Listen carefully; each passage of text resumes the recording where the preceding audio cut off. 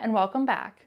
Today I'll be showing you the restoration of my 64-key Melodigrand spinet. Now I know what you might be thinking. Isn't that an acoustic piano? And yeah, it is. But I thought I'd show you today a little glimpse into my actual job, which is acoustic piano tuning and repair. And while I do have many a electric piano to work on, I thought this one would be a great donation to a local music center I have in my town. I got this piano for a pretty good deal compared to the prices I normally get those for. And it turns out the guy I bought it from is actually a subscriber. Because of its size and the relatively good condition it came in, I thought this would be a great piano to quickly fix up and donate to my local open mic. The first job was to take it apart, which normally is pretty easy, but for some reason the lid on this upright did not want to come off the hinges, as there's a pin that connects both sides of the hinge together, and those pins were stuck in there really tight. It took a bit of finagling, but I did end up getting them out and relubricated them and still use them in the hinges right now. Then it was up to cleaning, which, with it being relatively clean, didn't need much work at all. From there, I went on with the lost motion, or the first step in the regulation process for an upright piano. The lost motion on this piano was abysmal.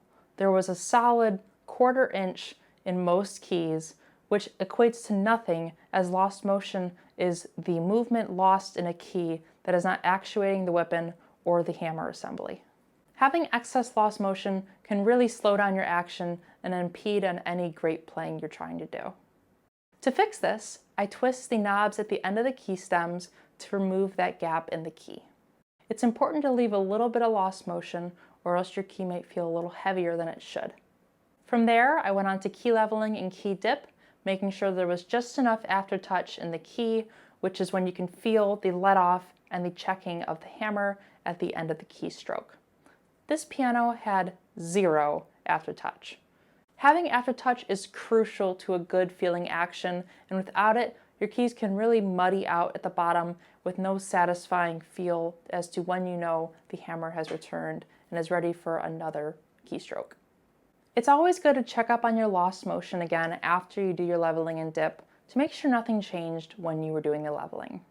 From there, it was on to let off, which is when you tell the hammer when to return back to the checked position. When your let off isn't set correctly, you're going to have double striking hammers, or hammers that don't know when to pull off enough and are muting the string or blocking it when you press the key.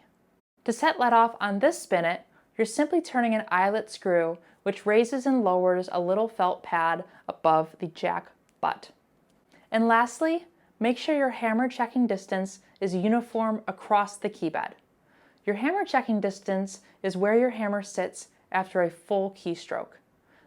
A correct checking distance will greatly improve note repetition in faster play. Thankfully, the dampers didn't need any serious work, as they were all moving in unison and had no issues muting any notes. So from there, it was time to do a pitch raise and a tuning, as it was a little bit out of tune since it arrived here. Some of the wood veneer was chipped on the lid of the piano, which thankfully I had the replacements for. I was able to reglue those kind of well. They sat fairly decent in it, but it wasn't a perfect fit, though I'm appreciative that it isn't just a gaping hole. For what it is, I do really like this piano. There are some drawbacks, but for its stature, weight, and price, you really can't beat it if you're on a small space of a budget. While the bass end is just single wound strings, the top 2/3 of the keyboard are a bi-chord or 2-string per note system.